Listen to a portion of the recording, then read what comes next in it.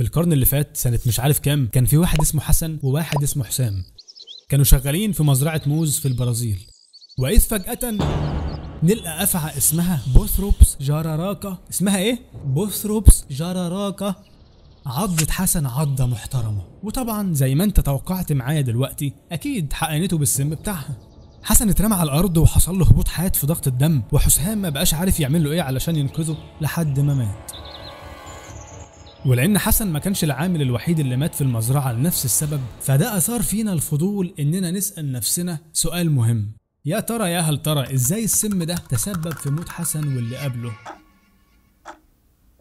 وخليني قبل ما اجاوبك اقولك انه مع الوقت ومع مرور الايام مازال صاحبنا حسام متاثر بالصدمه وما بقاش زي الاول من بعدها، لدرجه انه جاله الضغط. وهنا جات له فكره صغيره وسال نفسه: مش سم الافعى ده موت حسن بسبب هبوط الضغط؟ طب ما انا دلوقتي ضغطي بقى عالي ومحتاج انزله شويه.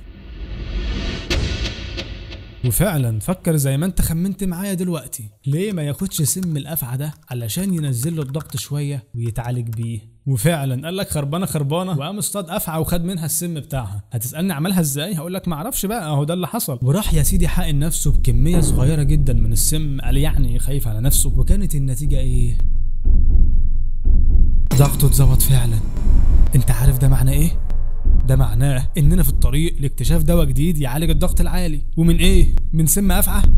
وقبل ما اقولك السم اشتغل ازاي، تعالى بس الاول اعرفك على طريقه من خلالها جسمك بيحافظ على ضغط الدم مظبوط. بص يا سيدي، الكبد يعتبر مصنع الجسم، ومن ضمن منتجاته ماده اسمها انجيوتنسينوجين. ومقطع جن ده لما تلاقيه في اخر الكلمه اعرف على طول ان الماده دي بتولد ماده تانية اسمها هو اللي قبل مقطع جن. طيب مين الداده اللي هتولد الانجيوتنسينوجين؟ تيجي الكليه تقول بس انا هفرز لكم هرمون اسمه رينين، والرينين ده هو الداده اللي هتولد الانجيوتنسينوجين علشان تجيب لنا ابنها اللي هو انجيوتنسين. واخد بالك؟ طيب الحمد لله على السلامة، الانجيوتنسين وصل ولسه بيبي صغير وطيب وكيوت، ولكن يجي انزيم كده ابن لذينه يحوله الانجيوتنسين تاني خالص، واللي هيكون السبب في انقباض الأوعية الدموية وبالتالي ارتفاع ضغط الدم.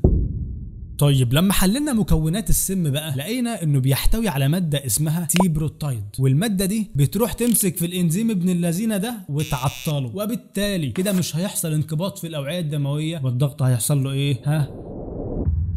الله ينور عليك، الضغط هينزل.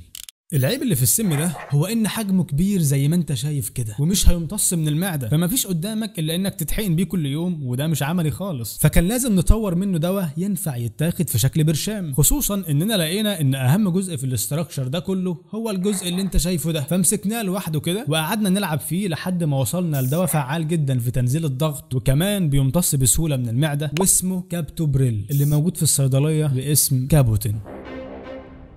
انت متخيل احنا عملنا ايه ده كله؟ حولنا السم لدواء. وبس يا سيدي، هي دي قصة ابو الكباتن. اتمنى تكون استمتعت، وبما انك وصلت معايا لحد هنا فخلينا نسأل: هل اللي حصل ده له علاقة بشعار الصيدلية اللي هو تعبان بيبخ في فنجان؟ ممكن، بس مش بالظبط. هنبقى نجاوب على السؤال ده بعدين. يلا سلام.